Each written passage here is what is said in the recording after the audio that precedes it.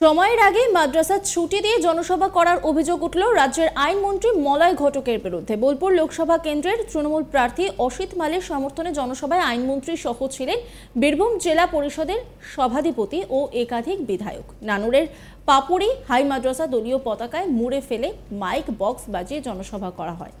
তৃণমূলের তরফে ৩টে থেকে জনসভার ডাক দেওয়া হয়। সকাল থেকে স্কুল মাঠে মঞ্চ বানিয়ে প্রস্তুতি চলতে থাকে। প্রশ্ন উঠছে, রাজ্যের আইনমন্ত্রী তাহলে আইন ভেঙে জনসভা করলেন? পাপুড়ি হাই মাদ্রাসার প্রধান শিক্ষক ফখরুল আলম এ বিষয়ে বলেন, সকাল 11টা থেকে বিকেল 4টে 15 পর্যন্ত আমাদের ক্লাস হয়। আমাদের ছুটি পড়ে যাচ্ছে রোজার জন্য, তাই 1-2 পিরিয়ড করে ছুটি দিয়ে দিয়েছে। বৃহস্পতিবার 28 মার্চ নানুরের পাপুড়ি হাই মাদ্রাসায় একটি জনসভা করে তৃণমূল কংগ্রেস। সকাল 11টা থেকে বিকেল 4টে পর্যন্ত হাই মাদ্রাসার ক্লাস হয়ে থাকে সরকারি নিয়ম অনুযায়ী, কিন্তু দেখা গেল বিকেল 3টে থেকে জনসভায় ডাক দেওয়া হয়েছে। 3টের বহু আগেই ছুটি হয়ে গিয়েছে মাদ্রাসায়। পুরো মাদ্রাসার তৃণমূলের দলীয় পতাকায় মুড়ে ফেলা হয়েছে। বড় বড় মাইক বক্স লাগিয়ে দুপুর থেকেই জনসভার প্রস্তুতি শুরু করে দিয়েছে তৃণমূলের নেতারা। এই জনসভার ডাক দিয়েছিলেন বীরভূম জেলা পরিষদের সভাধিপতি কাজল শেখ। উপস্থিত ছিলেন খোদ রাজ্যের আইনমন্ত্রী মলয় ঘটক সহ নানুরের বিধায়ক বিধানচন্দ্র মাঝি, লাভপুরের বিধায়ক অভিজিৎ সিংহ, শিউরের বিধায়ক বিকাশ রায়চৌধুরী, বোলপুর লোকসভা কেন্দ্রের তৃণমূল প্রার্থী অসিত কুমার মাল, কেতুগ্রামের বিধায়ক শেখ সানাজ প্রমুখ। সময়ের আগে মাদ্রাসা ছুটি দিয়ে জনসভা করা নিয়ে প্রশ্ন উঠছে। খোদ রাজ্যের আইনমন্ত্রী কিভাবে এই কাজ করতে পারেন বলেও প্রশ্ন তুলেছেন বিরোধীরা। বিজেপির জেলা যুব মোর্চার সভাপতি সব্যসাচী রায় বলেন, আইন ভাঙায় ওস্তাদ তৃণমূল। কিভাবে মাদ্রাসা ছুটি দিয়ে রাজ্যের আইনমন্ত্রী সভা করেন? এই প্রশ্ন তুলে আমরা নির্বাচন কমিশনকে চিঠি দিচ্ছি আজই।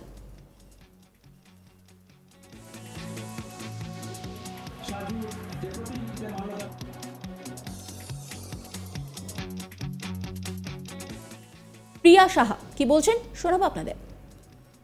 পশ্চিমবঙ্গে প্রথমতই বলি যে আইনের শাসন চলে, শাসকের আইন চলে, আইনের শাসন চলে না। ওনারা তো ইচ্ছা মতো যা খুশি তাই করে। যেখানে আপনি বলছেন যে মাদ্রাসা হাই স্কুলে ওনারা এই প্রোগ্রামটা রেখেছেন, এটা তো বিধিসম্মত, বিধি নিষিদ্ধ। তো এই বিষয়ে আমরা নির্বাচন কমিশনের দৃষ্টি আকর্ষণ করতে চাই যে কিভাবে একটা পার্টির রাজনৈতিক প্রোগ্রাম কিভাবে একটা স্কুলে করতে পারে।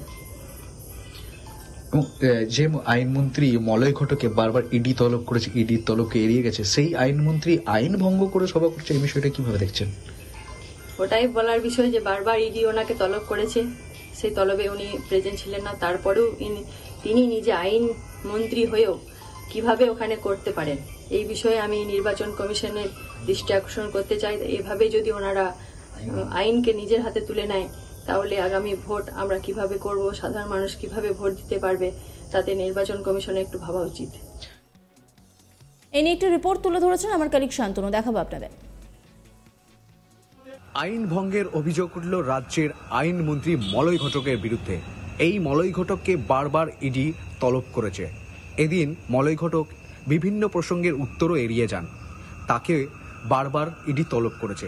সেই আইনমন্ত্রী আইন ভঙ্গ করেছে, এমনই অভিযোগ আনছে বিজেপির তরফে। বিজেপির সব্যসাচী রায় তিনি জানিয়েছেন, আমরা নির্বাচন কমিশনে দ্বারস্থ হব। এমনকি বিজেপির প্রার্থী, বোলপুর লোকসভা কেন্দ্রের বিজেপি প্রার্থী প্রিয়া সাহাও কিন্তু এই নিয়ে মন্তব্য করেছেন। ঘটনাটি হচ্ছে নানুরের পাপুড়ি হাই মাদ্রাসা স্কুলকে নিয়ে। পাপুড়ি হাই মাদ্রাসা স্কুলে আজ 3টে থেকে একটি সভা ছিল, যেখানে তৃণমূলের নেতা, মন্ত্রী, বিধায়ক এবং তৃণমূলের প্রার্থী অসিত মালও উপস্থিত ছিলেন। প্রধান শিক্ষক জানিয়েছেন, আজ থেকে হাই মাদ্রাসা স্কুলটি ছুটি পড়ে গেছে, কিন্তু তার আগে পর্যন্ত স্কুল হয়নি। কেন হয়নি?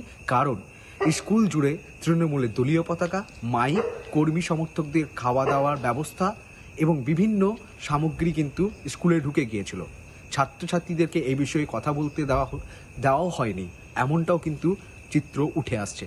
একই সঙ্গে আরও একটি জিনিস দেখা যাচ্ছে যে মলয় ঘটকের সভা থেকে দর্শক যখন কর্মী সমর্থকরা উঠে চলে যাচ্ছে, সেই সময় পুলিশ সেখানে বসতে বাধ্য করছেন, এমনও চিত্র কিন্তু উঠে এসেছে।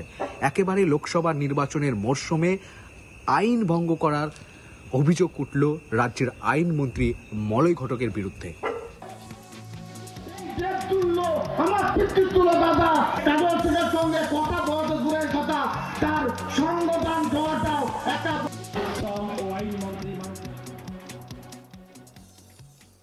অন্যান্য খবরের আপডেটের জন্য অবশ্যই নজর রাখুন আজ তাক বাংলার ইউটিউব স্ট্রিমিংয়ে।